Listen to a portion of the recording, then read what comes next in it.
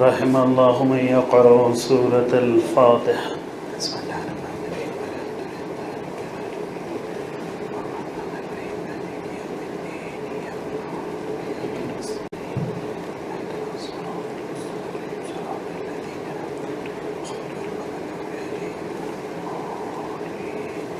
لا حول ولا قوة إلا بالله العلي العظيم.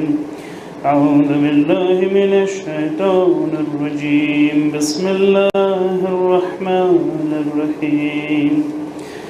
الحمد لله الذي لا يبلغ مدحته القائلون ولا يحصي نعماءه العادون ولا يؤدي حقه المجتهدون الذين يدركهم بعد الهمم ولا يناله غوص الفطن الذي ليس لصفته حد محدود ولا نعت موجود ولا وقت معدود ولا أجل ممدود. فطر الخلائق بقدرته ونشر الرياح برحمته ووطد بالصخور ميدان أرضه. ثم الصلاة والسلام التحية والإكرام على أشرف الأنبياء والمرسلين مولانا وسيدنا حبيب قلوبنا وطبيب نفوسنا وشفيع ذنوبنا أبي القاسم المصطفى محمد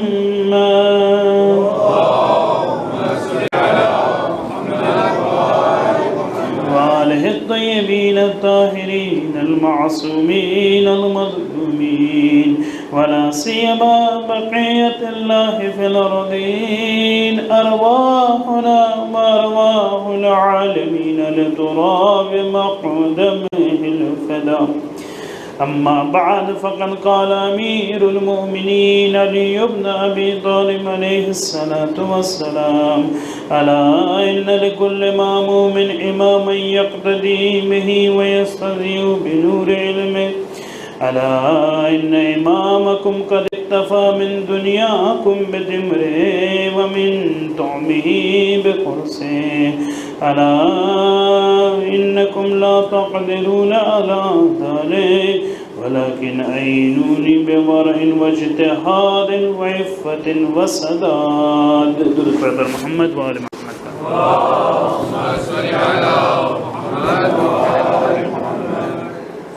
امام علی علیہ السلام کے زندگی کے اصول کے بارے میں ہم لوگ اس رات کی مجالس کے سلسلہ جاری تھا.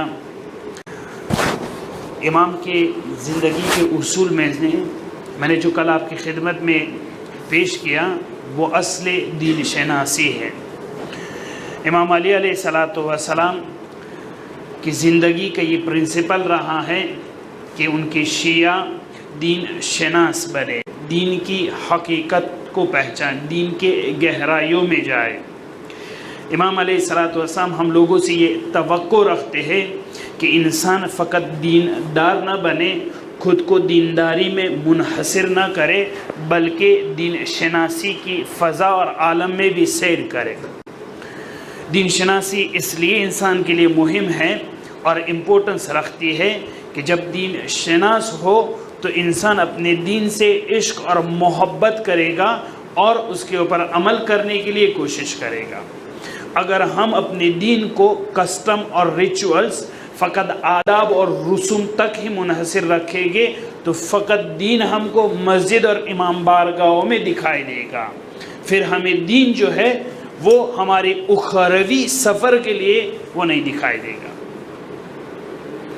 علی علیہ السلام نہج البلاغہ کلمہ نمبر 147 میں جب کمیل ابن زیاد کو حکم فرما رہے تب کہہ رہے کمیل یہ تمہیں یاد رکھنا ہے کہ الناس ثلاثۃ، لوگ 3 ٹائپ کے ہوتے ہیں، عالم ربانی، متعلم علی سبیل النجات، وہمج رعا۔ لوگ 3 ٹائپ کے ہوتے ہیں اس دنیا میں۔ ایک تو عالم ربانی ہوا کرتے، وہ کہ جو علم رکھتے ہیں، وہ کہ جو علم کے دریا کے مانند ہے، وہ کہ جن کے پاس بہت سارا علم ہوتا ہے، کہ وہ لوگ کہ جو عالم ربانی ہیں، ہم لوگ کوشش کرتے ہیں کہ وہاں تک پہنچے۔ دوسرے ٹائپ کے لوگ متعلم علی سبیل النجات، دین کو سیکھنے کے لیے کوشش کرتے رہتے ہیں، کہ ہم لوگ اس کیٹیگری میں آنے کی کوشش کر رہے ہیں کہ ہم لوگ ایسے بنے، متعلم بنے، ایسے بنے کہ جس میں کوئی خیر اور برکت ہو، ایسے بنے کہ جس کی وجہ سے ہم اپنے دین کو اچھی طریقے سے سمجھ سکیں۔ ان سب مجالس کا فلسفہ یہ ہے کہ ہم متعلم بنے۔ یہ مجلس فقط کسٹم نہیں ہے، یہ مجلس فقط ثواب کا ذریعہ نہیں ہے، بلکہ یہ مجلس میں ہم متعلم ہونے کے لیے آتے ہیں، ہم کچھ سیکھنے کے لیے آتے ہیں۔ متعلم علی سبیل النجات۔ اور تیسرے کیٹیگری ہمج رعا، ایسی مکھیاں لوگ ہیں، علی علیہ السلام کہتے تیسرے ٹائپ کے لوگ مکھیوں جیسے، ہمج رعا، ہر جگہ پہ نظر آتے آپ کو، نہ علم رکھتے ہیں نہ سیکھتے ہیں، اس میں کوئی خیر و برکت نہیں ہے۔ ہمج رعا، ہم لوگ ایسے نہ بنے۔ علی علیہ السلام کمیل کو کہہ رہے یا عالم بنو یا متعلم بنو، ہمج رعا مت بنو، اپنے دین کے سکھانے والے بنو یا سیکھنے والے بنو، مکھیوں کی طریقے سے یہاں وہاں مت پٹکو، بلکہ عالم یا متعلم بنو۔ آگے فرما رہے کہ یہ ہمج رعا کون سے ہے؟ یہ وہ لوگ ہیں کہ یمیلون ما کل ری، ہر جگہ جہاں پہ باد اور ہوا ہوتی ہے وہاں چلے جاتے ہیں، کیونکہ ان کا کوئی بیس نہیں ہے، کوئی پرنسپل نہیں ہے، وہ لوگ جہاں ہوا چلتی ہے وہاں چلے جاتے ہیں۔ یتبعون کل نائق، جو کوئی بھی آواز دے گا اس کے پیچھے چلے جائیں گے، کیونکہ کوئی بیس نہیں ہے، کوئی اصل نہیں ان کی زندگی کا۔ ہر کوئی بلائے گا، اگر ویسٹرن فلسفی بلائے تو اس کے پیچھے جائے گا، اگر ویسٹرن پالیٹکس ہو تو وہاں چلے جائیں گے، اگر بالی ووڈ کا میوزک ہو تو وہاں چلے جائیں گے، کیونکہ کوئی بیس اور پرنسپل نہیں ہے۔ یتبعون، یہ لوگ پیروی کرتے ہر بلانے والے کی، جہاں دعوت ملے وہاں چلے جاتے ہیں۔ یمیلون ما کل ری، جہاں ہوا آتی ہے وہاں چلے جاتے ہیں۔ علی علیہ السلام کہہ رہے، فرما رہے کہ ہم لوگوں کو یا عالم بننا یا متعلم بننا ہے، ہمج رعا نہیں بننا ہے۔ تو اس سے واضح ہو جاتا ہے کہ ہم لوگ جو ہے اپنے دین کو صحیح سمجھنے والے بن جائیں۔ کتاب الارشاد میں شیخ مفید علی علیہ السلام کی ایک روایت کوٹ کرتے، نقل کرتے ہیں کہ جس میں ہے کہ علی علیہ السلام فرمایا المتعبد علی غیر فقہ، ایسا شخص کہ جو دین کو نہیں جانتا، کحمار الطاحونہ، اس گدھے کے مانند ہے کہ جو آسیاب کے ارد گرد گھوما کرتا ہے، یدور ولا یبرا، گھومتا رہتا ہے، کبھی بھی اپنے مقصد تک نہیں پہنچتا۔ وہ شخص کہ جو متعلم نہیں ہے، وہ شخص کہ جو دین کو نہیں سمجھتا ہے، وہ پوری زندگی بھر گھومتا رہے گا، خود یہ سوچ رہا ہے کہ میں گھوم رہا ہوں، مقصد تک نہیں پہنچے گا۔ وہ گدھا جو علیہ السلام فرما رہے کحمار الطاحونہ، میرے چھوٹے بھائیوں کے لیے میں یہ بیان کرتا چلوں، پہلے زمانے میں عرب کے درمیان یہ سسٹم رہتی تھی، مجھے یہاں افریقہ میں نہیں معلوم، کہ جب پانی سینچنا ہو، پانی کھینچنا ہو کنویں سے، یا گندم کا جس کو گجراتی میں کہتے ہیں لوٹ، اس کو آٹا بنانا ہو گیہوں کا، تو جو بڑی سی جگہ ہوتی تھی اس کے ارد گرد ایک گدھے کو گھماتے تھے، ایک لکڑا رہتا تھا، لکڑی رہتی تھی، اس کو باندھ دیتے تھے، اور دوسرا لکڑی کے اور ایک روپ جو ہوتی دوری، دوسرا سائڈ جو ہے وہ گدھے کے نیک میں اور گردن میں باندھ دیتے تھے، پھر گدھا گھومتا رہتا تھا اور وہ مشینری چلتی تھی، اس سے آٹا بنتا تھا۔ پہلے زمانے میں یہ علیہ السلام فرما رہے کہ وہ شخص جو دین شناس نہیں بنتا، اس گدھے کے مانند ہے جو گھومتا رہتا ہے، اس گدھے کو یہ لگتا ہے کہ میں صبح سے حرکت کر رہا ہوں، شام تک میں مقصد کی تک پہنچ رہا ہوں، میں نے بہت کچھ کام کیا ہے، میں نے بہت لمبا سفر طے کیا ہے. گدھا یہ سمجھتا ہے صبح سے لے کر شام تک میں نے بہت سارا لمبا راستہ طے کیا ہے، بلکہ غفلت میں ہے، راستہ طے نہیں کیا، گھومتا رہا ہے.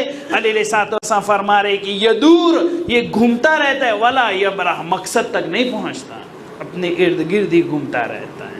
تو وہ شخص جو دین شناس نہیں ہوتا وہ خود کو یہ سمجھ رہا ہے کہ میں نے ایک عمر اپنی 60 سال جو ہے وہ عبادت میں گزار دی ہے. نہیں، علیہ السلام فرما رہے جب دین شناسی نہیں ہے تو وہ 60 سال گھومنا ہوتا ہے، صراط مستقیم پر چلنا نہیں ہوتا. تھے ایسے لوگ کہ خود کو بہت بڑے عابد سمجھتے تھے، دین شناس نہیں ہوتے تھے. خوارج وہ لوگ تھے کہ جو علیہ السلام کے ساتھ جنگ نہروان میں جنگ کرتے ہیں. یہ وہی شخص ہے، وہی لوگ ہیں کہ قرآن کے آیتیں پڑھا کرتے تھے، دین شناس نہیں تھے. عبادت کرنا آتی تھی، ان کے چہروں پر سجدے کے نشان، پوری رات عبادت، قرآن کی تلاوت، مگر دین شناسی اور دین کی حقیقت ان کو نہیں پتا ہے. ہاشم مرکال عمر سعد جو کربلا میں تھا اسی کا چچا کا لڑکا ہے. ہاشم مرکال علیہ السلام کے ساتھ، عمر سعد جو ہے وہ دشمنوں کے ساتھ. ہاشم مرکال صفین میں جاتے، خوارج کے ساتھ بات کرتے. صفین کے بعد جو خوارج نکلے جنگ نہروان میں، صفین میں لڑائی کے وقت ہاشم مرکال علیہ السلام کا پیام سناتے. یہ وہی لوگ تھے کہ بعد میں جو ہے وہ خوارج بنے. یہ وہی لوگ تھے کہ جو کہتے لا حکم الا للہ، قرآن کے آیتیں پڑھا کرتے تھے، اسلامک سلوگن بیان کرتے تھے. علیہ السلام فرماتے کلمۃ حق یراد بها الباطل، بات جو کہہ رہے وہ حق ہے مگر ان کا ارادہ جو ہے باطل ہے. نہیں سمجھتے، دین شناس نہیں ہے. قرآن کی آیتیں آتی ہے مگر جو ہے اس کی حقیقت سے وہ خارج ہے.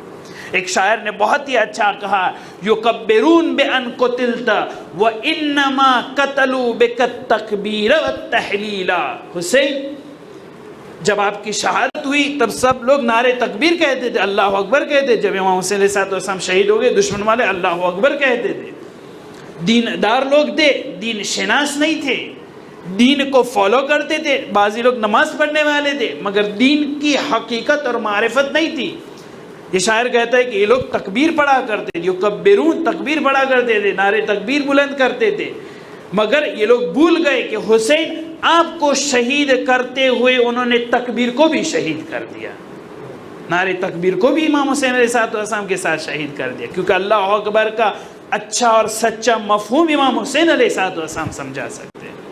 تو انسان اگر غفلت میں رہے، اگر یہ سوچے کہ میں دیندار ہوں، عبادت کرتا ہوں، دین شناس نہیں ہے، تو میرے جیسے لوگوں کی مثال اس گدھے جیسی ہوگی کہ یہ دور میں گھومتا رہتا ہوں مگر دین کی حقیقت مجھے نہیں پتہ ہوتی. حماد جب امام کے پاس آتے، امام صادق علیہ السلام کے بعد حماد کہتے کہ میں نماز پڑھتا ہوں، تو امام کہتے پڑھ کے دکھاؤ. کہہ رہے مولا میں پڑھ کے دکھاؤ، میں بوڑھا انسان ہوں. انا حفظت کتاب حریز ابن عبداللہ سجستانی، مجھے پوری کتاب پتہ ہے. امام کہہ رہے ٹھیک ہے مگر جو ہے تم پھر بھی پڑھ کے بتاؤ. جب پڑھ کے بتاتے امام صادق علیہ السلام اتنی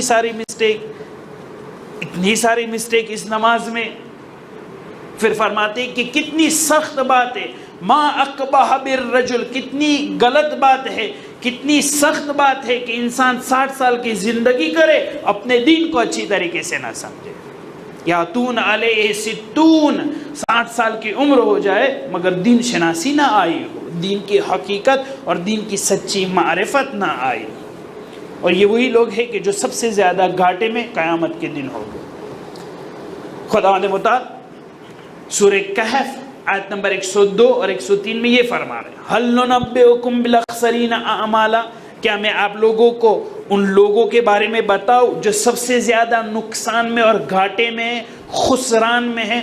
میں پہلے بتاتے چلوں خسران کس کو کہتے، گھاٹا کس کو کہتے. گھاٹا یہ نہیں ہے کہ کوئی مال چوری ہو جائے میں نقصان میں آ گیا، نہیں. اخسرین اعمالا میں آپ کو سمجھو خسران عربی میں کس کو کہتے، جو ہم پڑھتے والعصر ان الانسان لفی خسر. خسران نقصان کس کو کہتے عربی میں. دو ٹائپ کے لوگ صبح میں جو چھوٹا سا بزنس کرتے، چھوٹا سا کام کرتے، دو ٹائپ کے لوگ ہوتے ہیں.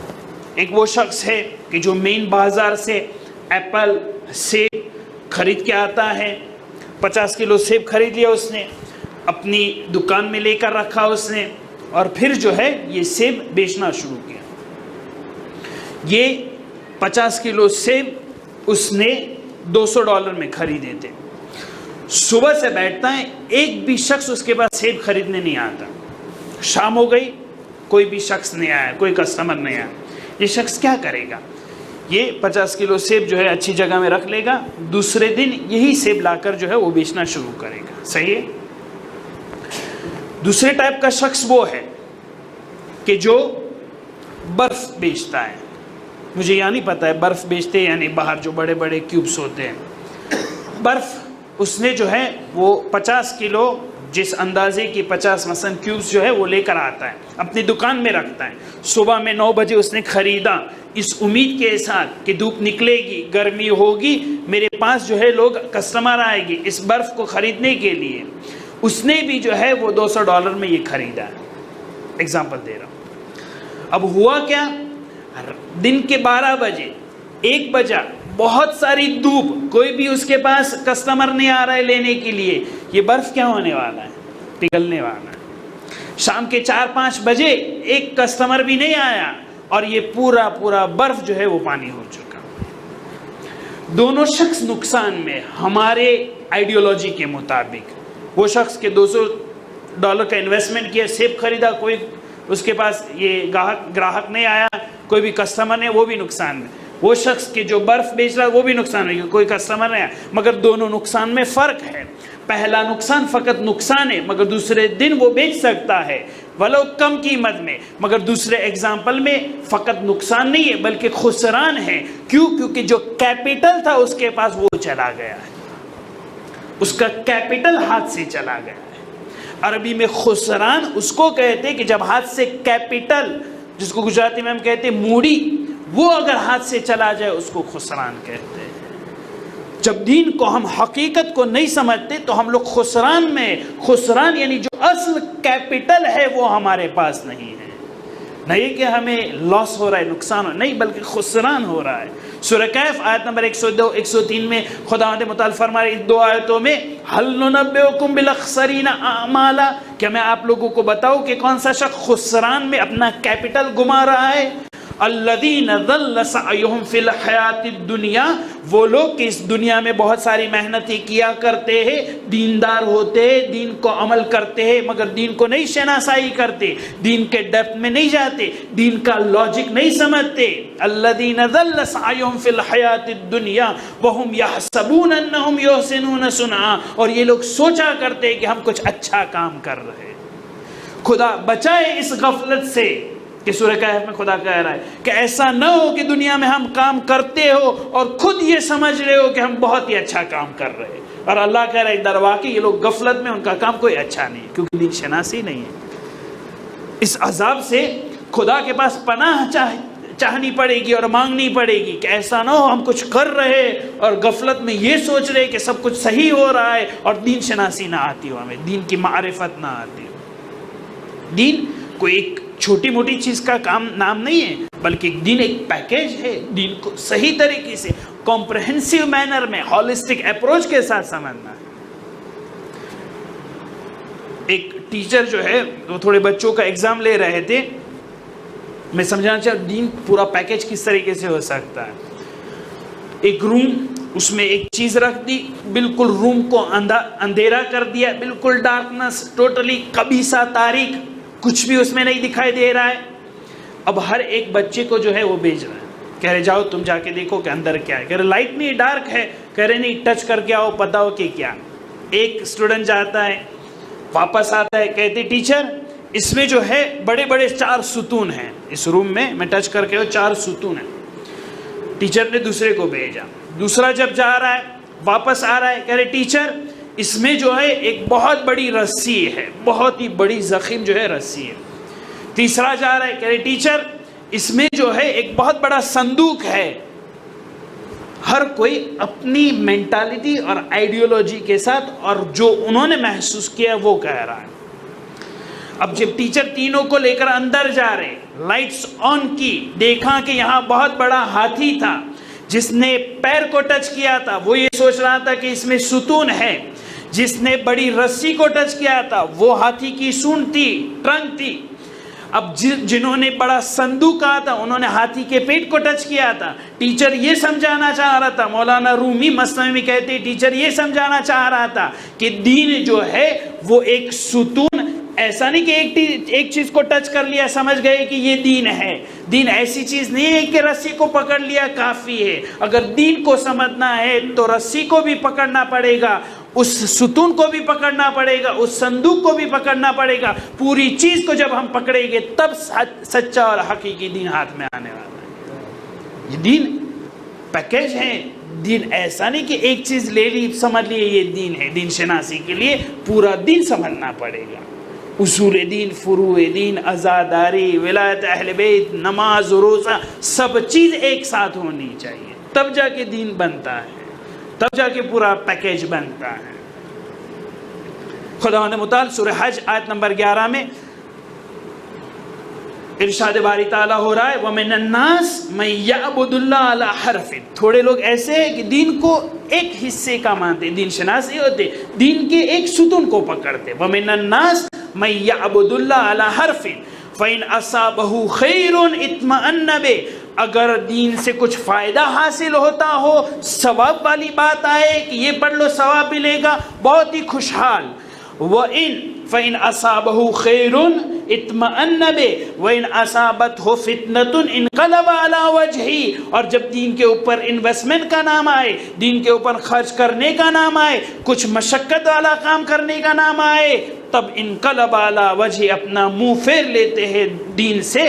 خسرت دنیا والآخرہ ذالک هو الخسران المبین۔ یہ نہ فقط دنیا کا خسران ہے بلکہ دنیا اور آخرت کا نقصان ہے، اور یہ کھلے کھلا اور مبین اور آشکار خسران ہے۔ دین ایسی چیز تھوڑی ہے کہ جو مجھے اچھی لگ رہی ہے وہ میں لے لوں اور جو اچھی نہیں لگ رہی ہے وہ میں رکھ دوں۔ دین ایسا نام نہیں ہے کہ جہاں ثواب کی بات وہ لے لے، جہاں پہ کچھ کام کرنا ہے وہ دین مجھے نہیں عمل کرنا ہے۔ سورہ حج آیت 11 خداوند متعال وَمِنَ النَّاسِ مَن يَعْبُدُ اللَّهَ، ان کا دین جو ہے وہ ایک تھوڑا سا ہوتا ہے، تھوڑا سے اینگل میں دین کو فالو کرتے، وہ ہولسٹک، وہ کمپریہنسو مینر میں جو دین کو قبول کرنا چاہیے، سمجھنا چاہیے، ان لوگوں میں نہیں ہے۔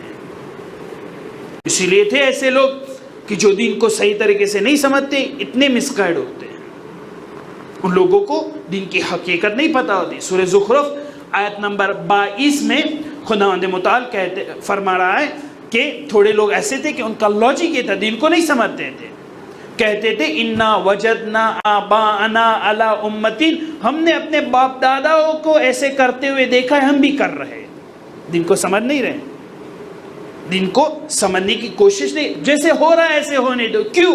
نبی آ کے دین سمجھا رہے، نبی آ کے توحید سمجھا رہے، کہہ رہے نہیں ہمارے باپ دادا جو ہے وہ آئیڈل ورشپر تھے، مورتی کی پوجا کر، ہم بھی کریں گے کیونکہ وہ لوگ کرتے تھے۔ لاجک نہیں، دین شناسی نہیں ہے، دین کو نہیں سمجھ رہے۔ ایسے ہم لوگ بھی کبھی کبھی ہوتے، الحمدللہ توحید کو تو مانتے ہیں، مگر کبھی کبھی ہمارے سماجوں میں بھی دیکھا جاتا ہے وہ روڑھی رواج، کسٹمز، وہ کبھی نہیں نکلتے۔ دین آتا ہے مگر یہ نکلنے کا نام نہیں لیتے۔ ایک جگہ پہ، ایک شہر میں ایک باپ ہوا کرتا تھا، اس کا بیٹا تھا، جوان بیٹا رشید۔ یہ باپ جو ہے بہت ہی متدین، بہت دیندار، ہر شب جمعہ جب آئے تب فاتحہ کرتا ہے، اچھی چیز ہے فاتحہ کرے، سورہ یاسین پڑھتا ہے، حدیث قصہ پڑھتا ہے، دودھ لے کر آتا ہے فاتحہ کے لیے، دودھ ہوتا ہے، تھوڑی مٹھائی لے کر آتے ہیں۔ اس کے گھر میں ایک بلی ہوا کرتی تھی، تو بلی کو بھی رکھ دیتا تھا سفرے پر ایک دودھ لے کر آتے تھے، ایک مٹھائی اور ایک بلی، یہ تین چیزیں رکھتا تھا۔ پھر بلی حیوان ہے، حقوق حیوانات ہم پڑھے تھے تو کہہ رہے ان کو بھی ہم تبرک دیں گے۔ اب یہ سالوں سال کی پریکٹس، سالوں سال کی اس کی محنت کی، یہ اس ٹائپ کی تبرک جو ہے، فاتحہ خوانی جو ہے، ہر شب جمعہ یہ شخص کرتا ہے۔ اب باپ مر گیا، جب باپ مر گیا تو ایسا ہوا کہ بلی بھی چلی گئی، کیونکہ باپ جو ہے اس بلی کا بہت خیال رکھتا تھا۔ اب جب پتہ چلا کہ یہ باپ نہیں رہا ہے، کوئی خیال نہیں رکھتا، تو بلی نے گھر چھوڑ دیا۔ اب جب اولین شب جمعہ آئی تو بیٹے نے اس کی وائف کو کہا کہ ہمیں جو ہے وہ فاتحہ خوانی جو باپ کی کسٹم تھی جو وہ کرتا تھا وہ ہمیں کرنا ہے، وہ ہمیں نہیں چھوڑنا ہے، کیونکہ اچھی سنتیں ہمیں برپا اور برقرار رکھنا ہے۔ کہہ رہے ٹھیک ہے۔ تو وہ عورت جو ہے وہ خاتون دودھ لے کر آئی، مٹھائی بنائی اور سب سفرے پہ رکھ لی۔ وہ جوان جو تھا وہ اپنی وائف کو کہہ رہا ہے کہ بلی کہاں ہے؟ تو بلی کی کیا ضرورت ہے؟ کہہ رہے بلی کے بغیر ہے وہ نظر قبول نہیں ہوتی، کیونکہ نظر میں 3 چیزوں کی ضرورت ہوتی ہے، ایک دودھ ہونا چاہیے، ایک مٹھائی ہونی چاہیے اور ایک بلی ہونی چاہیے۔ قرآن کریم میں ایسا ہے کہ جب بھی فاتحہ خوانی کرے یہ 3 چیز ہونی چاہیے۔ وہ غفلت میں یہ سمجھ رہا تھا کہ بلی کا وجود جو ہے وہ فاتحہ خوانی کے لیے ضروری ہے، کیونکہ سمجھ میں نہیں آتا تھا کہ بلی کو رکھنے کا لاجک کیا ہے، اس کو یہ نہیں پتا تھا کہ اس کا فلسفہ کیا تھا، باپ کیوں رکھا کرتے۔ اگر ہم لوگ بھی اپنے بچے کو دین کسٹم والا سمجھائیں گے تو یہی ہمارے بچے جو ہے وہ دین کو فالو تو کریں گے، مگر دین کا ہدف اور مقصد ان کو کبھی نہیں سمجھ میں آنے والا ہے۔ تو ہم لوگوں کو اگر بلی بھی رکھنا ہو تو سمجھانا پڑے گا کہ کیوں رکھا جاتا ہے۔ تو اس سے صاف ظاہر ہوتا ہے کہ دین جو ہے وہ اسی وقت صحیح دین انسان کو پتہ چلے گا جب کمپریہنسو مینر میں ہو اور دین کی حقیقت اور واقعیت کو ہم سمجھ لیں۔ ورنہ تھے ایسے لوگ کہ جو امیر المومنین علیہ الصلوۃ والسلام پر اشکال کرتے تھے اور کہتے تھے کہ علی آپ دین کو نہیں سمجھتے۔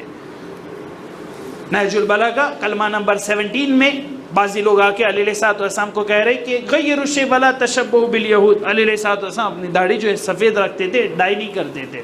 آخر زمان میں لوگ آ کے کہتے تھے علی یہ آپ کیا کر رہے؟ رسول اللہ نے ہمیں فرمان دیا تھا کہ داڑھی کو جو ہے رنگ کیا کرو، آپ کیوں نہیں کر رہے؟ علی علیہ الصلوۃ والسلام نے سمجھایا ان لوگوں کو کہ انما قال ذلك رسول اللہ صلی اللہ علیہ وآلہ والدین کل۔ جب رسول اللہ نے یہ کہا تھا تب ہم لوگ کم تھے، ہم لوگ اس وقت جنگ و جہاد میں تھے۔ جب جنگ کرنے کے لیے جاتے تھے تو بوڑھے مسلمان جب جاتے تھے سامنے والے دیکھتے تھے یہ بوڑھے ہیں تو حملہ کرتے تھے، کہتے ان لوگوں میں دم نہیں کیونکہ یہ بوڑھے ہیں۔ اس لیے رسول اللہ نے کہا تھا کہ داڑھی جو ہے وہ بلیک کر کے جائے، کالی کر کے جائے، خضاب کر کے جائے، تاکہ وہ لوگ سمجھے کہ جو آ رہے وہ جوان ہے، اس میں دم ہے، اس میں جوش ہے، اس میں ہوش ہے، اور وہ جو ہے اچھی طریقے سے لڑائی کر سکتے۔ وہ اس زمانے کی بات تھی۔ وَأَمَّا الْآنَ فَقَدْ نَطَقَ الْإِسْلَامُ بِجِرَانِهِ فَامْرَؤٌ وَمَخْتَارٌ۔ اب کہ جب اسلام پھیل چکا ہے، علی کے زمانے کی بات ہے، اب کہ جب اسلام پھیل چکا ہے، فَامْرَؤٌ وَمَخْتَارٌ، ہر انسان اپنے اختیار کے ساتھ اس کو کرنا ہو تو کرے، اگر نہ کرنا ہو تو نہ کرے۔ فلسفہ ہوتا ہے ہر چیز کا، دین شناسی اس کو کہتے، نہیں کہ ایک چیز سن لی مجھے وہی عمل کرنا ہے۔ کب کہا گیا ہے، کس طریقے سے کہا گیا ہے، کس اینگل میں کہا گیا ہے، کس کانٹیکسٹ میں کہا گیا ہے، دین شناسی اس کا نام ہے۔ ہمارے مجتہدین، ہمارے فقہا جو محنت کرتے ایک ایک فتویٰ کے لیے ایک ایک مہینے تک کبھی کبھی درس خارج دیا کرتے ہیں، تو اس میں یہی بررسی کرتے کہ روایت لے کر پورے ہالسٹک مینر میں کب آئی تھی، اس کا علم رجال کیا ہے، کس طریقے سے، کون سا راوی ضعیف ہے، تب جا کے ہمیں ایک فتویٰ ملتا ہے۔ اور وہ فتویٰ سننے کے بعد بھی ہم کبھی کہتے ہیں کہ ایسا کیوں کہا، ایسا کہتے تو بہتر تھا۔ تو دین شناسی اس کا نام ہے۔ دین شناسی کوئی آسان کام نہیں ہے۔ سوال یہ اٹھتا ہے کہ ٹھیک ہے ہمیں پتہ چل گیا کہ دین بہت امپورٹنٹ ہے، دین شناس ہمیں بننا چاہیے، دین کے ڈیپتھ میں جانا چاہیے، راستہ کیا ہے، کس طریقے سے ہم دین شناس بنے؟ ہم لوگ علی علیہ الصلوۃ والسلام کہہ رہے عالم ربانی متعلم علی سبیل النجات وہمج را، 3 کیٹیگری کے لوگ ہیں۔ ٹھیک ہے ہمیں متعلم بننا ہے، ہمیں دین شناس بننا ہے، اس کا راستہ کیا ہے، کس طریقے سے ہم دین شناسی تک پہنچ جاتے ہیں؟ بہت سارے راستے۔ سب سے پہلا راستہ تو علم ہے کہ علم سیکھے۔ مجھے وہ آپ کو تھیوریٹیکل راستے نہیں بتانے ہیں، کیونکہ اس کے لیے ہمیں حوزے میں آنا پڑتا ہے، اس کے لیے دین کو سیکھنا پڑتا ہے۔ میں جو پہلی چیز کہنا چاہ رہا ہوں کہ دین شناس ہم کس طریقے سے بن سکتے ہیں، وہ یہ کہ ہم اپنے دین کے لاجک اور منطق کو ہم چینج کر دیں۔ ہم اپنے لاجک کو دین پر مت ڈالیں، بلکہ دین کی لاجک خود پر ڈال دیں۔ یہ پہلا طریقہ۔ ہم لوگوں کو دین شناس بننا ہے، دین کی حقیقت تک پہنچنا ہے، تو ہمیں جو کرنا ہے وہ یہ ہے کہ دین کا لاجک سمجھیں کہ دین کی ڈیفینیشنز کیا ہوتی ہیں، دین جو ہے کس طریقے سے بات کرتا ہے، دین کا منطق کیا ہے۔ اگر جب یہ پتہ چل جائے تو ہم لوگ دین شناسی کی طرف آگے بڑھتے جائیں گے۔ اگر وقت ہو میرے پاس میں آپ کو 10 ایگزامپل دوں گا کہ کس طریقے سے ہم اپنی لاجک رکھتے ہیں اور کس طریقے سے دین کی لاجک ہوتی ہے، کس طریقے سے ہمیں دین سے لاجک لینا ہے اور ہم لوگوں کی لاجک جو ہے وہ رکھ دینا ہے۔ سب سے پہلا ایگزامپل بیماری۔ میں یہ کہنا چاہ رہا ہوں کہ ہمارا لاجک اور دین کا لاجک کیسے فرق کرتا ہے، ہم کس کو کیا کہتے ہیں، دین کس کو کیا کہتے ہیں۔ ہم لوگ بیمار کس کو کہتے ہیں؟ اس کو کہتے ہیں جن کو شوگر کا پرابلم ہو، کوئی HIV ہو، کسی کو TB ہو، کسی کو بلڈ پریشر ہو، شوگر ہو، جتنی بھی انواع و اقسام کی بیماری ہے کسی کے پاس اگر ہو تو ہم یہ کہتے ہیں یہ بیمار ہے۔ ہماری ڈیفینیشن کے مطابق بیمار اس کو کہتے ہیں اس دنیا میں۔ جب روایت کو پوچھا جائے، علی علیہ السلام نہج البلاغہ کلمہ نمبر 388 میں فرما رہے اشد من مرض البدن مرض القلب، سچی بیماری دل کی بیماری ہوتی ہے۔ اب میں دل کی بیماری کہوں تو نہ کہ ہارٹ اٹیک والی، علی علیہ السلام کہے اشد من مرض البدن مرض القلب، سب سے بڑی بیماری دل کی بیماری ہوتی ہے۔ وہ دل کے جو اللہ نے اپنے حرم بنایا ہے، اپنا حرم قرار دیا ہے، اس دل میں ہم کسی مومن بھائی کا کینہ رکھے، اس میں کسی کا بغض رکھے، اس میں اگر نفرت رکھے، اس میں شیطان کا گھر بنا دے تو یہ سب سے بڑی بیماری ہے۔ اشد من مرض البدن مرض القلب۔ ہم بیماری دنیاوی بیماریوں کو کہتے ہیں، اخروی بیماری کو بیماری نہیں کہتے، کبھی ہم پوچھتے بھی نہیں۔ روایت اور دین ہمیں یہ کہہ رہے کہ بیماری تو دل کی بیماریوں کو کہتے ہیں، وہ جسمانی بیماری تو سائڈ کی بیماری ہے، اصل بیماری جو ہے وہ دل کی بیماری ہے۔ اور انفارچونیٹلی جب لوگ آتے ہیں پوچھنے کے لیے تو کبھی یہ ہم لوگوں کو نہیں پوچھتے کہ شیطان سے دور رہنا ہو تو ہم کیا کریں۔ یہ ضرور پوچھتے ہیں کہ مجھے شوگر کا پرابلم ہے، کوئی تعویذ ہو تو لکھ دیجئے۔ مجھے تو یہ سب آتا بھی نہیں ہے، میرے نالج میں نہیں یہ سب کیا ہے، مگر لوگ جو آتے ہیں تو وہ معمولاً دنیاوی بیماریوں کے لیے زیادہ پوچھتے ہیں، آخرت کی بیماری کے لیے جو ہے وہ کوئی سوال نہیں کرتا کہ مجھے جو ہے وہ اپنے دل کو اچھا کرنا ہے، اس کے لیے میں کیا کر سکوں، مجھے دل کو اللہ کا گھر بنا، اس کے لیے کیا ہے۔ تو یہ پہلا ایگزامپل ہے کہ کیسے ڈفرنس ہوتا ہے ہمارا لاجک اور دین کا لاجک۔ دوسرا ایگزامپل مغبون، گھاٹا، نقصان۔ ہم کس کو کہتے ہیں نقصان؟ اس کو کہتے ہیں کہ کوئی مال خریدا $1,00,000 میں، ڈالر کی قیمت جو ہے وہ گر گئی، اب جو ہے وہ $20,000 کا نقصان ہوا، اس کو ہم مغبون کہتے ہیں، نقصان کہتے ہیں۔ کوئی مال خریدا بک نہیں رہا ہے، کہہ رہے نقصان میں جا رہا ہوں میں، سٹاک کیا ہے کتنے سالوں سے پڑا ہے، کہہ رہے ہم نقصان میں۔ مغبون ہم دنیا میں اس کو کہتے ہیں۔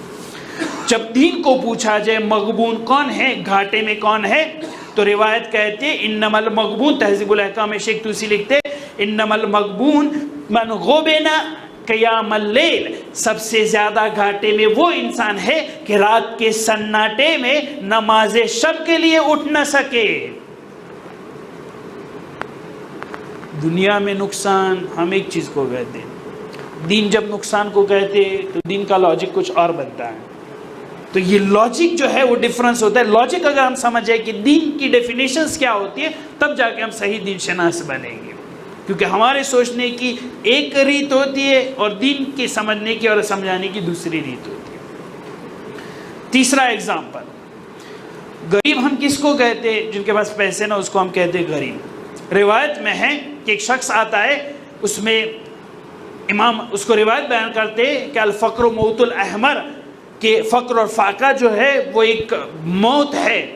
جب یہ بتایا تو اس نے کہا کہ فقر یعنی میرے پاس پیسے نہ ہونا، امام کہہ رہے نہیں، الفقر من الدین، فقیر وہ انسان ہے کہ جس کے پاس دین شناسی نہ ہو، وہ انسان فقیر ہے۔ اگر جس کے پاس دین شناسی ہو فواللہ هو الغنی، وہ تو سب سے زیادہ پیسے والا ہے جس کے پاس دین کی معرفت ہے۔ ہم لوگ فقیر، ہماری ڈیفینیشن جو ہے وہ ایسے پر کیپیٹا کتنی انکم ہوتی ہے ایسے ہم سوچتے ہیں، دین جو ہے وہ دوسرے طریقے سے سوچتا ہے۔ ہم پیسے والا اس کو کہتے ہیں کہ جن کے پاس بڑا بزنس ہو، جن کے پاس بڑے بڑے گھر ہو، ان کو ہم پیسے والے کہتے ہیں۔ جب روایت کی طرف مراجعہ کیے، چوتھا ایگزامپل، روایت یہ فرما رہے وَلَمْ يُنَادَ بِشَيْءٍ مِثْلَ مَا نُودِيَ بِالْوَلَايَةِ، جس کے پاس ولایت اہل بیت علیہ الصلوۃ والسلام نہ ہو وہ غریب ہے۔ اگر وہ ہو تو وہ سب سے زیادہ غنی اور امیر انسان ہے دنیا میں۔ پانچواں ایگزامپل شجاع، ہم اپنے زبان میں بہادر، شجاع کس کو کہتے ہیں اور روایت کس کو کہتے ہیں؟ جو باکسنگ چیمپئن میں جو سب سے پہلے آئے اس کو کہتے ہیں ہم شجاع۔ ریسلنگ میں جو سب سے زیادہ قوی ہو اس کو کہتے ہیں یہ نمبر 1 پہ، یہ 2 پہ، وہ سب سے زیادہ شجاع۔ ہم دنیا میں شجاع کی ڈیفینیشن ایسے کرتے ہیں۔ جب روایت کو اور دین کو پوچھا جائے شجاع کس کو کہتے تو روایت ہم کو یہ کہتی اشجع الناس من غلب ہوا، سب سے زیادہ شجاع اور بہادر انسان وہ ہے کہ جو اپنے نفس کو قابو میں رکھ سکے، اپنے نفس کو قابو، وہ شجاع ہے۔ ہم لوگ دنیا میں وہ کہ جن کے بائسپس بہت ہی قوی ہو، مسلز والا ہو، 6 پیک، ہم یہ کہتے ایسے شخص جو ہے وہ شجاع ہوتے ہیں۔ روایت میں کہتی کہ نہیں، انسان سلم ہو مگر پھر بھی اپنے نفس کو قابو رکھنے کی کوشش کر رہا اور قابو رکھ سکے، وہ شجاع ہے۔ آج حضرت عباس علیہ السلام کے مسائل پڑھیں گے۔ حضرت عباس علیہ السلام کی شجاعت سب سے بڑی کیا ہے؟ وہ یہ ہے کہ جب نہر فرات پہ گئے مشق سکینہ لے کر، پانی ہاتھ میں تھا، نفس کو قابو میں رکھا، بچے پیاسے ہیں میں نہیں پینے والا۔ اشجع الناس من غلب ہوا، اپنی ہوا اور اچھاؤں کو قابو میں رکھے، اس کو شجاع کہتے ہیں۔ چھٹا ایگزامپل، پاگل کس کو کہتے دنیا میں؟ اس کو کہ جو عجیب ٹائپ کی حرکتیں کرتا رہتا ہے، وہ کہ جس کو نہیں بولنا آتا کہ کہاں پہ کیا بولنا چاہیے، وہ کہ جس کو چلنا نہیں آتا، وہ کہ جس کو کپڑے پہننا نہیں آتا، اس کو ہم کہتے پاگل ہے، اس کو کہتے مجنون ہے۔ جب روایت کو پوچھے اور دین کو پوچھے کہ مجنون کس کو کہتے ہیں تو روایت ہمیں یہ کہتی ہے کہ ایسے لوگ جو اچھے طرح کپڑے نہیں پہن پاتے، جن کو بولنا نہیں آتا، جن کو چلنا نہیں آتا، جن کو بال بنانا نہیں آتا، وہ بیمار ہے، وہ پاگل نہیں ہے۔ پاگل کس کو کہتے ہیں؟ انما المجنون من آثرت الدنیا علی الآخرہ، سچا دیوانہ وہ انسان ہے کہ جو دنیا کو آخرت پر ترجیح دیتا ہو، دنیا اس کے لیے پرائورٹی ہو، آخرت پرائورٹی نہ ہو، وہ سچا دیوانہ ہے۔ کتنا ڈیفر کرتا ہے، دین کا لاجک کچھ ہے، ہم لوگوں کا لاجک کچھ الگ ہے۔ ساتواں ایگزامپل، ہم لوگ عاقل کس کو کہتے ہیں؟ چالاک، اس کو کہہ رہے یہ بہت بڑا چالاک انسان ہے۔ کیسے؟ کہہ رہے 5 سال پہلے اس کے پاس کچھ نہیں تھا، اب دیکھیں اتنا بڑا گھر، اتنی بڑی پراپرٹی، یہاں پہ مکان، وہاں پہ مکان، یہ بہت ہی چالاک ہے۔ جب روایت کو پوچھا جائے کہ چالاکی کس کو، عقل کس کو کہتے، کہتے العقل ما عبد بہ الرحمن وقت سے بہ الجنان، سچا عاقل انسان وہ ہے کہ جو اللہ کی عبادت کر سکے اور دنیا میں بیٹھے بیٹھے جنت کو کما سکے۔ القیس قیس فی امر الآخرہ، انسان جو ہے وہ چالاک ہے جو آخرت کے کاموں میں چالاکی کرے۔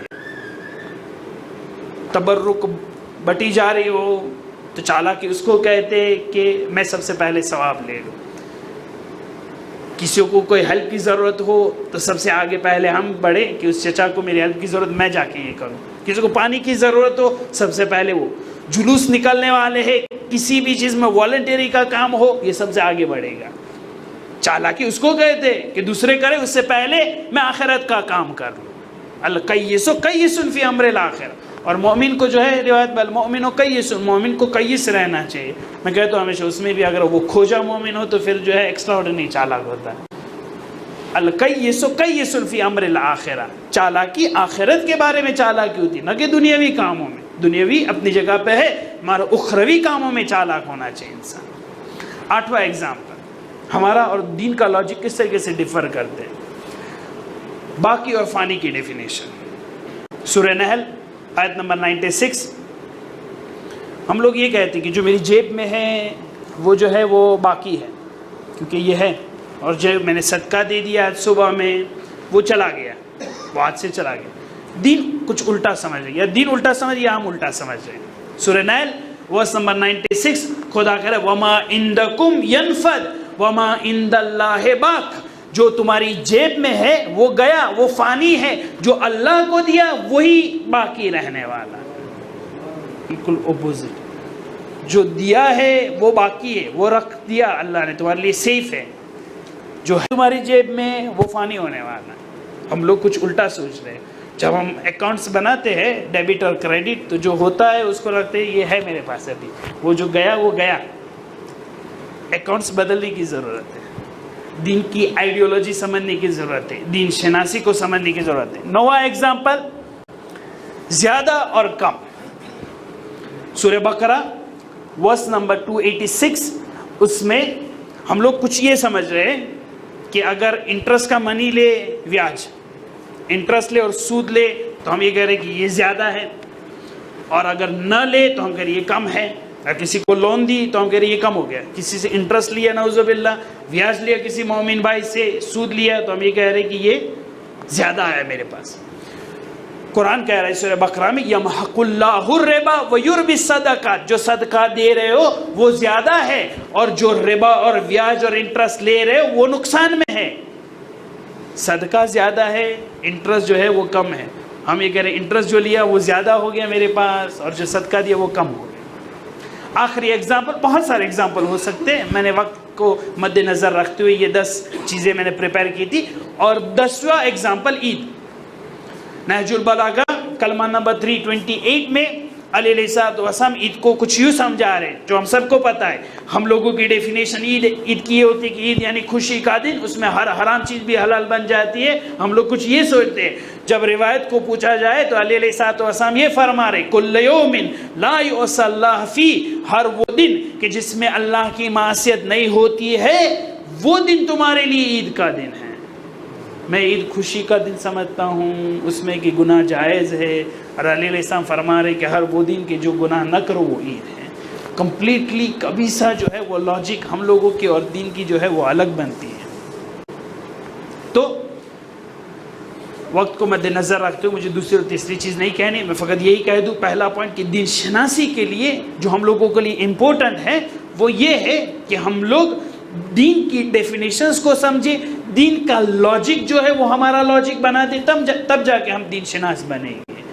ہم خود کی سوچ اور فہم کو جو ہے وہ دین کی سوچ اور فہم میں ڈال دیں، تب جا کے دین شناس بنیں گے.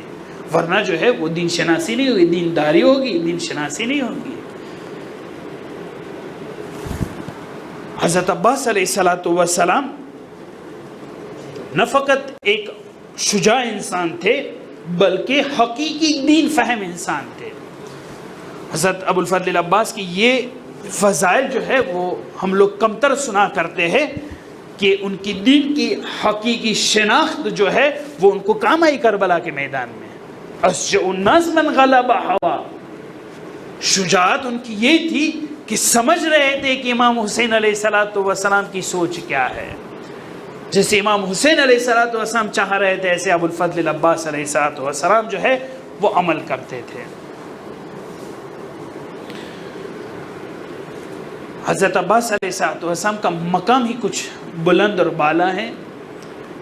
اتنی رشادت کے ساتھ کربلا کے میدان میں ظاہر ہوئے کہ دنیا آج تک ان کو جو ہے وہ یاد کرتی ہے. جب علی علیہ السلام کی شہادت ہوئی تب حضرت عباس جو ہے 14 سال کے تھے، دوسرے روایت کے مطابق 17 سال کے تھے، 14 یا 17 سال کی ایج تھی ان کی. ہمیشہ حضرت عباس علیہ السلام امام حسین کے ساتھ رہے ہیں، ہمیشہ ساتھ میں رہے. الگ الگ جنگوں میں امام حسین علیہ السلام کے ساتھ، سفر میں امام حسین علیہ السلام کے ساتھ. بھائی کے مقام کو سمجھ رہے تھے، دین شناسی تھی. ہمیشہ جہاں حسین وہاں عباس، جہاں حسین وہاں عباس. اتنا پیار اور محبت تھی امام حسین کو حضرت عباس علیہ السلام. حضرت عباس ویسے 4 بھائی تھے یہ لوگ، مگر حضرت عباس علیہ السلام سے کچھ زیادہ ہی محبت تھی. اور عاشوراء کے دن حضرت عباس سے پہلے جو ہے وہ جو ان کے 3 بھائی تھے عبداللہ، جعفر اور عثمان، یہ تینوں جو ہے وہ پہلے شہید ہو چکے. حضرت عباس علیہ السلام بعد میں شہید ہوئے ہیں. جب بھی حضرت عباس علیہ السلام کے نام آتے ہیں ہماری روایتوں میں یہ نہیں ملتا ہے، مگر زیدی لوگ اور اسماعیلی لوگوں کی کتابوں میں نے یہ دیکھا ہے. زیدی لوگ کے جو 4 امام کو مانتے، امام باقر علیہ السلام کو نہیں مانتے، ان کی کتابوں میں روایت عجیب ہے جو میں نے کہا ہماری روایت میں نہیں ہے. وہ یہ کہ جب امام مہدی اجل اللہ تعالیٰ فرج الشریف تشریف لائیں گے تب ان کے پرچمدار جو ہے وہ ابو الفضل العباس علیہ السلام، پرچم جو ہے وہ حضرت عباس کو دینا. اسماعیلیوں کی کتاب میں یہ ہے کہ حضرت عباس کے جب مصائب ذکر ہوتے ہیں ان کی کتابوں میں، تو یہ قطعت رجلا، کہ ان کے پیر بھی قطع ہوئے تھے. ہم لوگ مصائب میں ان کے 2 ہاتھوں کا ذکر کرتے ہیں کہ ان کے 2 ہاتھ جو ہے وہ قلم ہوئے تھے، شہید اس طریقے سے ہوئے. ان کی کتابوں میں تھے قطعت رجلا، 2 پیر بھی ان کے زخمی اور وہ بھی کٹے گئے تھے کربلا کے میدان میں. ہر امام، ہر معصوم جب ابو الفضل العباس علیہ السلام کا نام آتا ہے تو ان کی مدح و ثنا کرتے ہیں. امام سجاد علیہ السلام فرماتے ان للعباس عند اللہ تبارک و تعالی منزلۃ یقبضها جمیع الشہداء یوم القیامہ. قیامت کے دن ہر شہید جو ہے ابو الفضل العباس کے مقام کو دیکھ کر جو ہے وہ غبطے میں ہو گئے. کاش ہمیں یہ موقع اور منزلت نصیب ہوگی. قیامت کے دن ہر نون شہید، غیر شہید جو ہے وہ شہداء کے اوپر غبطہ کرے. ہر کوئی کہے گا کہ میں بھی شہید ہو جاتا، اور شہداء جو ہے وہ ابو الفضل العباس جیسے بننے کی کوشش ہے. کاش میں عباس ہوتا. امام صادق علیہ السلام جب بھی ابو الفضل العباس علیہ السلام کے نسلوں میں سے کسی کو دیکھتے تھے، ان کی فیملی میں سے، کم میں ایک جگہ شاہ سید علی کہتے ہیں، حضرت عباس علیہ السلام کی نسل میں سے ہے وہ. تو جب بھی ان کی نسلوں میں سے کسی کو دیکھتے تھے تو امام صادق علیہ السلام اپنے اصحاب کو کہتے کہ یہ ان کے بچے ہیں جنہوں نے اپنی جان جو ہے امام حسین علیہ السلام کے لیے قربان کی ہے. امام صادق علیہ السلام کچھ یوں یاد کرتے ہیں. امام صادق علیہ السلام جب زیارت کے لیے جاتے تھے تو روایت میں انقب علی قبر، جب عباس کی قبر کو دیکھتے تھے تو گر پڑتے تھے، نہ کہ زیارت کرتے. انقب علی قبر، انقب یعنی گر جانا، انقب خود کو گرا دیتے تھے. ابو الفضل امام ہو کر انقب علی قبر، گر پڑتے تھے، کیونکہ عباس کی منزلت کچھ ایسی ہے. امام عسکری علیہ السلام زیارت ناہیہ میں فرما رہے السلام علیک یا ابی الفضل العباس، مدح و ثنا کرتے ہیں. امام عسکری فرماتے ہیں کہ سلام ہو ابی الفضل العباس کے اوپر، المواسی اخا، کہ مواسات کیے، وفا دکھائی ہے، اپنے آخرت کی لیے تیاری کی ہے. پھر 2 شخصوں پر لعنت پڑھتے ہیں. امام عسکری علیہ السلام جو حضرت عباس علیہ السلام کو شہید کرنے کے لیے تیار ہوئے تھے، یزید کے اوپر لعنت پڑھتے ہیں کہ جنہوں نے حضرت عباس علیہ السلام کو شہید کرنے کی کوشش کی، اور حکیم ابن طفیل کے اوپر یزید ابن رقاد جوہری اور حکیم ابن طفیل کا نام لے کر امام جو ہے لعنت پڑھ رہے ہیں، اس لیے کہ ابی الفضل العباس کے مصائب اتنے زیادہ ہیں کہ امام عسکری کو ان دونوں کے نام لے لے کر جو ہے لعنت پڑھنی پڑی. ابو الفضل العباس علیہ السلام کے مصائب اتنے سخت ہیں کہ انسان میں ہمت نہیں ہوتی کہ ہر پہلو اور ہر گوشے کو بیان کر سکے. ابو الفضل العباس، ان کو کبھی بھی جنگ کی تیاری کا بہت کیے مگر جنگ کی اجازت کبھی بھی نہ ملی. عاشورہ کے دن جب امام حسین علیہ السلام کے پاس جاتے ہیں، کہتے ہیں مولا اب مجھے مرنے کی اجازت دے دے. بس جب یہ کہنا تھا کہ امام حسین کہتے کہ نہیں، تم تو میرے لشکر کے علمدار ہو، میں کس طریقے سے علمدار کو اجازت دوں. بس یہ سننا تھا. عباس کروٹیں بدلتے ہوئے کہتے ہیں حسین ذرا لشکر کی طرف دیکھے، نہ دائیں اور بائیں طرف کوئی صحابی ہے، نہ اہل بیت میں سے کوئی باقی ہے. وہ لشکر کہاں ہے جس کا میں علم بردار ہوں؟ عباس کو جو ہے وہ میدان کی طرف جانا ہے، مجھے مقتل کم پڑھنا ہے. عباس کی زندگی میں 2 بڑے بڑے مصائب وہ مجھے پڑھنا ہے. ایک امام حسین کے مصائب کہ جو عباس پر نوحہ خانی کرتے وہ مجھے پڑھنا ہے، اور ایک بی بی سکینہ کے مصائب، ورنہ عباس کے مقتل پڑھنے میں میری ہمت نہیں ہے. عباس جب مرنے کی اجازت طلب کرتے ہیں، حسین کہتے اگر آپ کو جانا ہو تو آتش کی صدائیں خاموش کرنے کے لیے جائے. سکینہ کے پاس جا کے مشق سکینہ لے کر آئے. اب سکینہ جو مشق کا خیمہ تھا وہاں جاتے ہیں، مشکیزہ لے کر آتے ہیں، کہتے سکینہ میں تمہارے لیے پانی لے کر آ رہا ہوں۔ چچا میں اتنی شجاعت ہے کہ پانی لے کر آ سکتے ہیں، مشق سکینہ لے کر جا رہے، سکینہ بچوں کو دلاسا دے رہی، اب چچا جا رہے نہر فرات پر، میرے چچا اتنے شجاع ہے کہ پانی لے کر ضرور آنے والے ہیں، بس اب جا رہے۔ امام حسین آخری ودا کر رہے، نہیں پتا امام حسین علیہ السلام کیوں سخت ودائی لے رہے، کہا امام حسین کو پتا ہے ابا جا تو رہے، واپس نہیں آنے والے، ہائے یہ خبر سکینہ کو کس طریقے سے دے سکے۔ امام حسین علیہ السلام نے رخصت کیا ابو الفضل عباس کو، عباس جاتے ہیں، نہر فرات پر پہنچ جاتے ہیں، نہر فرات سے پانی بھی لے کر آتے ہیں، بس پانی ہاتھ میں لینا تھا، خود کو کہتے ہیں یا نفسو، خود کے نفس کو مخاطب ہو کر کہتے یا نفسو من بعد الحسین ہونی فبعدہ لا کنت ان تکونی، حسین تیرا امام پیاسا ہے، اے عباس کے نفس تجھے پیاس لگی ہے، تو پانی پینا چاہتے، عباس پانی کو گرا دیتے ہیں، مشقی سکینہ لے کر آگے بڑھتے ہیں، گھوڑے پر سوار ابو الفضل عباس کو کوئی آگے سے حملہ نہیں کر سکتا، ان کی شجاعت اتنی زیادہ تھی، دشمن جو آگے سے حملہ نہیں کر رہے، ملعون یزید ابن رکاد جوہری، حکیم ابن طفیل ملعون، دونوں جو ہے وہ درخت کے پیچھے چھپے ہیں، عباس آگے بڑھ رہے ہیں، آگے سے ہمت نہیں ہوتی،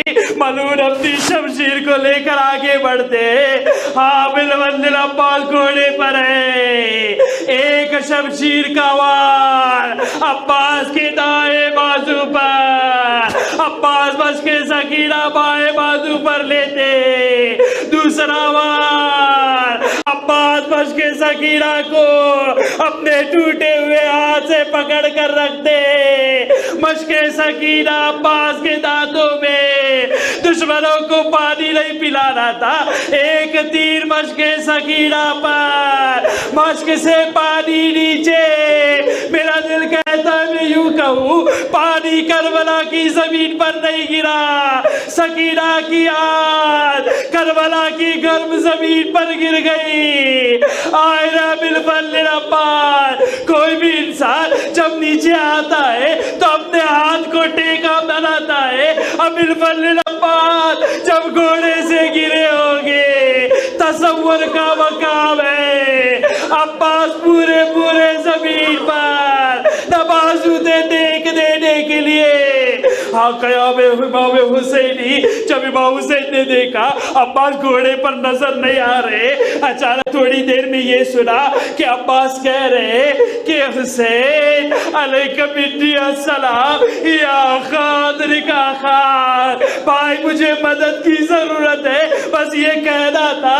حسین جو ہے آگے بڑھتے ہیں، سکینہ کو سائڈ میں رکھتے، جلدی سے میدان کی طرف آ جاتے، مصائب یہاں سے شروع ہوتے، اگر جگر ہو تو یہاں سے مصائب سنے، امام حسین کے مصائب یہاں پہ شروع ہوتے، حسین عباس کے پاس آتے ہیں، عباس کے پاس آ کر دعا پڑھنا شروع کر دیتے، نوحہ پڑھنا شروع کر دیتے، حسین عباس کو جو ہے اپنے دامن میں رکھتے ہیں، کہتے ہیں بھائی حسین کو چھوڑ کر رخصت ہو رہے ہیں، الا یا قمر منیرا، اے بنی ہاشم کے چاند، اے میرے بھائی، اے میرے شقیق، تمہارے بعد مجھے تمہاری مدد کی ضرورت ہوتی تھی ہر مصیبت میں، اب حسین پر مصیبت آنے والی ہے، کون حسین کو مدد کرنے والا ہے؟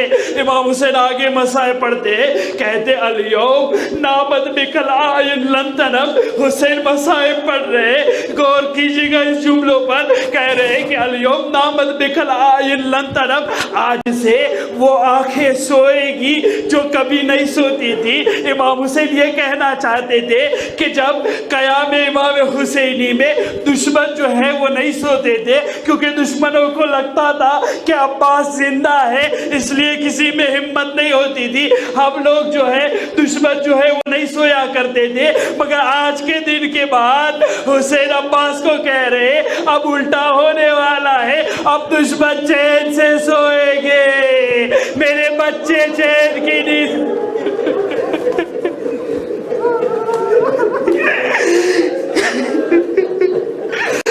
دشمن چین سے سوئیں گے، خیام حسینی کے بچے نہیں سونے والے۔ عباس تمہارے مصائب اتنے زیادہ ہیں، عباس امام کو رخصت کر کے جا رہے ہو، بس امام حسین آگے مصائب پڑھنا شروع کرتے۔ الان انکسر ظہری وقلت حیلتی وچبد بی عدوی۔ امام اپنا ایک ہاتھ کمر پر رکھتے ہیں، کہتے بھائی تمہارے جانے سے حسین کی کمر ٹوٹ گئی، شبد بی عدوی، اب دشمن مجھے تانا دیں گے، کہیں گے حسین اب تک تمہیں عباس پر افتخار تھا، اب اگر افتخار کر رہا ہو تو کس پر افتخار کرو گے؟ دنیا میں عباس نہیں رہے جس میں حسین افتخار کر سکے۔ امام حسین علیہ السلام مصائب پڑھتے ہیں مگر زیادہ دیر عباس کے لاشے پر نہیں کھڑے رہ سکے۔ ہر کوئی جو میدان میں آتا تھا، علی اکبر آئے، اون محمد آئے، قاسم بھی آئے، جو لاشا ہوتا تھا امام حسین لاشوں کو لے کر جلدی سے خیمے کی طرف آ جاتے تھے۔ زینب بھی مدد کے لیے آتی تھی مگر عباس کا لاشا وہ ہے کہ امام حسین نے مصائب پڑھ لیے، اب خیمے پر جب جا رہے تو اکیلے جا رہے، کوئی ساتھ میں نہیں ہے۔ بیویاں سوچ رہی ہے عباس گئے تھے، حسین ملاقات کر کے آ رہے، عباس ساتھ میں نہیں دکھائی دیا۔ پوچھنے والے پوچھتے ہیں عباس کو خیمے تک کیوں لے کر نہیں آئے، عباس کے جنازے کو کیوں لے کر نہیں آ رہے؟ ہاں اگر امام حسین ہو تو جواب دے، عباس کو کس طریقے سے لے کر آئے؟ سکینہ کی آس عباس سے جڑی تھی، حسین کے پیروں میں دب نہیں، عباس کو لے کر مقتل کی طرف آ سکے۔ کوئی پوچھتا ہے اگر حسین نہیں لا سکے تو کیوں کسی کو نہیں بلایا کہ سب کو لا کے جو ہے عباس کے خیمے کو لے جائے؟ ہاں اگر امام حسین بلانا چاہے تو کس کو بلائے؟ جب اکبر زمین پر آئے تھے تو عباس مدد کے لیے آئے تھے، جب قاسم زمین پر گرے عباس مدد کے لیے آئے، اور محمد گرے عباس مدد کے لیے آئے۔ اب عباس گر گئے، حسین اگر بلائے تو کس کو بلائے؟ اب حسین کے لشکر میں کوئی بھی باقی نہیں، عباس کے جنازے کو خیمے تک کس طریقے سے لے جائے؟ حسین یکو تنہا ہو گئے، حسین خیمے کی طرف بڑھ رہے، عباس ساتھ میں نہیں ہے۔ پوچھنے والے پوچھ رہے، بعضی لوگ جو ہے سمجھ گئے، زینب اولیاء مقام کو سمجھ میں آ گیا کہ حسین اکیلے آ رہے اس لیے کہ دنیا میں عباس نہیں رہے، مگر چھوٹے چھوٹے بچے خیمے سے باہر نکلتے۔ اب جو ہے سب سے آگے سکینہ بڑھتی ہے، بابا آپ گئے تھے عباس کو لینے کے لیے، ذرا اتنے بتائیے میرے ابا تو میرے چچا تو ٹھیک ہے یا نہیں، میرے ابو ابا ٹھیک ہے یا نہیں؟ اب جب حسین کو سننا تھا، حسین کہتے عباس اس دنیا سے چل بسے، سکینہ خیمے کو گرا دیتی ہے، بابا مجھے پیاس نہیں چاہیے، مجھے پانی نہیں چاہیے، مجھے چچا عباس واپس میں